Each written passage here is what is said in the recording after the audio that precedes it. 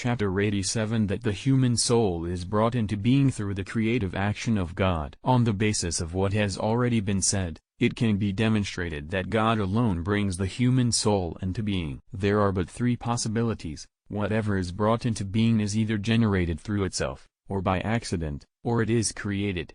But the human soul is not generated through itself, since it is not composed of matter and form, as was shown above. Nor is it generated by accident, for, since the soul is the form of the body, it would be generated through the generation of the body, which results from the active power of the semen, a notion just now disproved. And, as was shown a while back, the human soul begins to be, for it is not eternal, nor does it exist before the body. It therefore remains that it comes into being by way of creation. Now, it was shown above that only God can create. Hence, He alone brings the human soul into being. There is also the point, previously demonstrated, that everything whose substance is not its being has an author of its being. But the human soul is not its being. This, as we proved in the same place, is the prerogative of God alone. The human soul, therefore, has an active cause of its being.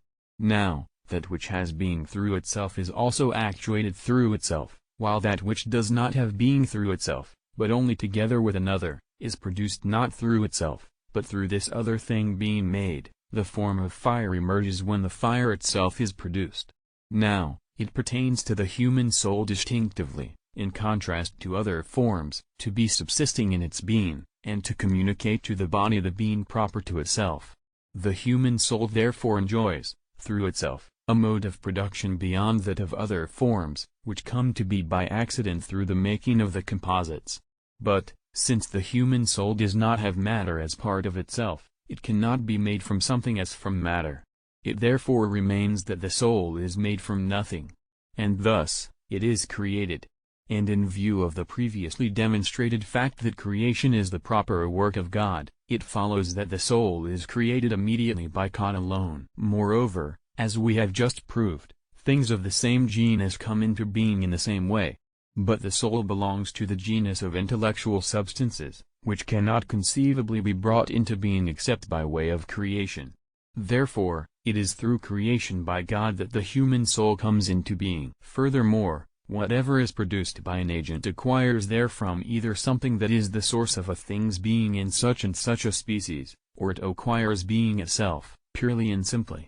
Now, the soul cannot be brought into being in such a way as to acquire something having the character of a source of its being, as with things composed of matter and form, which are generated through acquiring an actual form, because the soul, being a simple substance, as we have already shown, contains nothing that would be a source of its own being.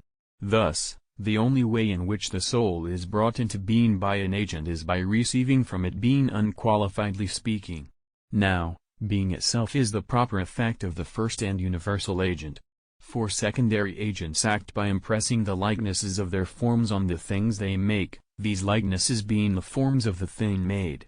Therefore, the soul cannot be brought into being save by the first and universal agent, namely, God. Then, too, the end of a thing corresponds to its source, for a thing achieves its perfection when it attains its proper source, whether by way of likeness to it, or in any manner whatsoever. Now, the end and ultimate perfection of the human soul lies in its transcending by knowledge and love the whole order of creatures, thus reaching up to the first principle, which is God. It is therefore He that is the proper principle of the soul's origin. This truth also seems to be implied in sacred scripture, for in speaking of the formation of other animals, it ascribes their souls to other causes, as in the text, "Let the waters bring forth the creeping creatures with a living soul," and so it is with other things. But when man is spoken of later on, the creation of his soul by God is revealed. God formed man of the slime of the earth, and breathed into his face the breath of life. And this does away with the error of those who maintain that souls were created by angels.